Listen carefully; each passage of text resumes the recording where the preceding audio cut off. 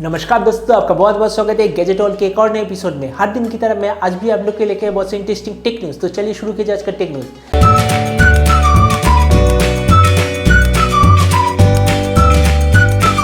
आज का पहला न्यूज़ है नोकिया की तरफ से। तो ऐसा पता चल रहा है कि HMD ग्लोबल 5 सितंबर को बर्लिन में कुछ गैजेट लॉन्च प्रोग्राम को रखा है। जैसे कि आप इसमें देख सकते हैं, हो सकता है और ऐसा बहुत ही ज़्यादा चांस है कि इसमें नोकिया 6.2, नोकिया 7.2 और नोकिया 9.1 प्योर व्यू लॉन्च होने के चांस है। तो देखते हैं कि आखिर 5 सितंबर को नोकिया अपने कौन कौन से डिवाइस मार्केट में लॉन्च करता है। अगला न्यूज़ है सैमसंग गैलेक्सी बुक एस के ऊपर। जैसे कि पिक्चर में देख सकते हैं, एक बहुत ही बढ़िया लैपटॉप है, लेकिन इसका एक खास बात है, इसका जो बैटरी पावर है वो आपको 24 घंटे से भी ज़्यादा पावर देगा। और ये सैमसंग की तरफ से पहला लैपटॉप है, और सिर्फ सैमसंग नहीं, दुनिया का पहला लैपटॉप है जिसमें क्वालकॉम 8CX वाला प्रोसेसर है, जो कि एक ऑलवेज ऑन कनेक्टिविटी को सपोर्ट करता है। मतलब इसमें ऑलवेज ऑन सेलुलर मॉडेम लगा हुआ है, और फिर भी ये जो प्रोसेसर ये आपको 24 घंटे का बैटरी बैकअप देता है। वैसे ये एक बहुत ही बढ़िया लैपटॉप है इंटेल के जो प्रोसेसर है उनसे कम्पीट करने के लिए। कल यानी सोमवार को जियो अपने जियो GigaFiber, जियो फोन 3 और दूसरे बहुत सारे फीचर्स लॉन्च करने की उम्मीद है,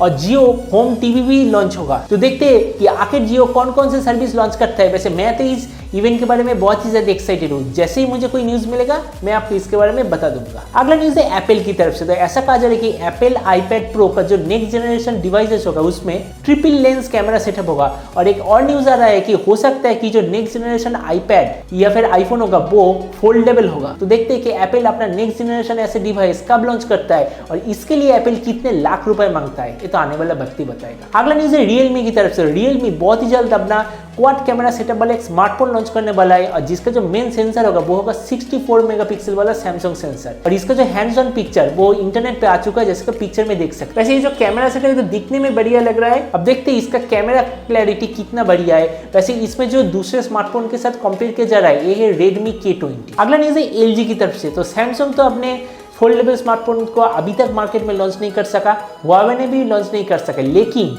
LG की तरफ से ऐसा न्यूज़ आ रहा है कि LG एक फोल्डेबल स्मार्टफोन को लॉन्च करने वाला है, जिस पेटेंट LG ने करवा लिया है। और ये जो फोल्डेबल टेक्नोलॉजी थोड़ा सा अलग होगा, क्योंकि जब आप इस फोन को ओपन करेंगे तो एक बड़ा सा टैबलेट बन जाएगा, लेकिन जब आप इसे फोन बनाएंगे तो स्क्रीन के अंदर दूसरा स्क्रीन घुस जाएगा, जैसे कि आप पिक्चर में देख सकते हैं।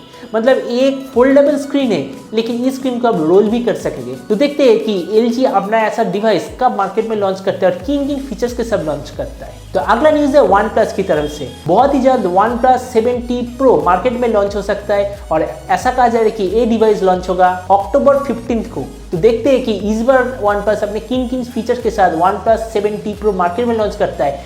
क्या है इस बार OnePlus अपने डिवाइस में वाटर प्रूफिंग देगा, ये तो आने वाला वक्त ही बताएगा। अगला न्यूज़ भी OnePlus की तरफ से। तो ऐसा पता चल रहा है कि 26 सितंबर को OnePlus अपना एंड्रॉइड टीवी मार्केट में लॉन्च करने वाला है। वैसे मुझे ऐसा लग रहा है कि OnePlus जब अपना ये एंड्रॉइड टीवी मार्केट में लॉन्च करेगा, ये बहुत ही बढ़िया स्पेसिफिकेशंस के साथ लेकिन बहुत ही कम प्राइस में लॉन्च होगा। तो देखते हैं कि OnePlus अपने ऐसे स्मार्ट टीवी कब मार्केट में लॉन्च करता है। तो आज का टेक न्यूज़ यही तक। उम्मीद है आज का न्यूज़ आपको पसंद आया होगा। अगर वीडियो आपको पसंद आए तो इसे लाइक और शेयर करना मत भूलिएगा। अगर आप इस चैनल पर नए हैं तो इसे सब्सक्राइब भी कर दीजिएगा, और आपके जो भी विचार इस वीडियो के बारे में वो नीचे कमेंट सेक्शन में जरूर लिखिएगा। तो मिलते हैं अगले वीडियो पे। तो तब तक stay tuned and always remember, think positive, be positive. Thank you.